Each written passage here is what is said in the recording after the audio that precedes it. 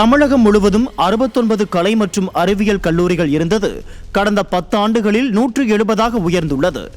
அதிமுக ஆட்சியில் எடுக்கப்பட்ட தொடர் நடவடிக்கைகளால் இன்று கல்லூரி பயிலும் மாணாக்கர்களின் எண்ணிக்கை 7 லட்சத்திலிருந்து 10 லட்சமாக உயர்ந்துள்ளது. ஆனால் மாணவர்களின் எண்ணிக்கைக்கு ஏற்ப கல்லூரி பேராசிரியர்களின் எண்ணிக்கை இல்லை என்கிறார்கள் தமிழ்நாடு அரசு கல்லூரி ஆசிரியர் கழகத்தைச் சேர்ந்தவர்கள். 7000 காலி பணியிடங்கள் உள்ள நிலையில் விடியா திமுக ஆட்சியில் 4000 உதவி பேராசிரியர் பணியிடங்கள் நிரப்பப்படும் என்றும் தெரிவித்தும் நடவடிக்கைகள் எதுவும் எடுக்கப்படவில்லை என்கிறார்கள் அவர்கள்.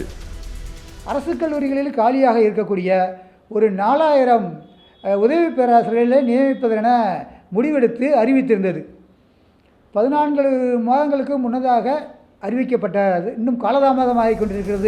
ஆசிரியர்கள் பற்றாக்குறையால் மாணவர்களின் கல்வித்தரம் கடுமையாக பாதிப்பதாக வேதனை தெரிவிக்கும் ஆசிரியர் கழகத்தினர் இந்த பாதிப்புகள் குறித்து சுமார் 2 லட்சம் மாணவர்களிடம் கையொப்பம் பெற்று தமிழக அரசிடம் அளித்திருப்பதாகவும் விரைவில் காலியாக உள்ள 4000 உதவி பேராசிரியர்கள் பணியிடங்களை நிரப்புவதற்கு தமிழக அரசு உடனடி நடவடிக்கை எடுக்க வேண்டும் என்றும் அவர்கள் வலியுறுத்தியுள்ளனர். ஒரு 1000 காலி பணியிடங்கள் உருவாக்க வேண்டியிருக்கு. புதிய பாடப்பிரிவுகள் கொடுத்துருக்காங்க முதலாம் ஆண்டில்.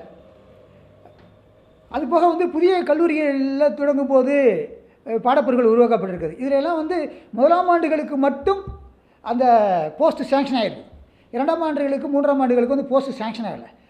இதுபோன்று தமிழகம் முழுவதும் ஒரு 1000 புதிதாக உருவாக்கப்பட வேண்டிய பணியிடங்கள் இருக்குது. அதே போன்று அண்மை காலங்களில் தொடங்க பெற்ற புதிய அரசு கலை மற்றும் அறிவியல் கல்லூரிகளில் புதிதாக ஆசிரியர் பணியிடங்களை உருவாக்க வேண்டும் என்றும் அவர்கள் கோரிக்கை வைத்துள்ளனர்.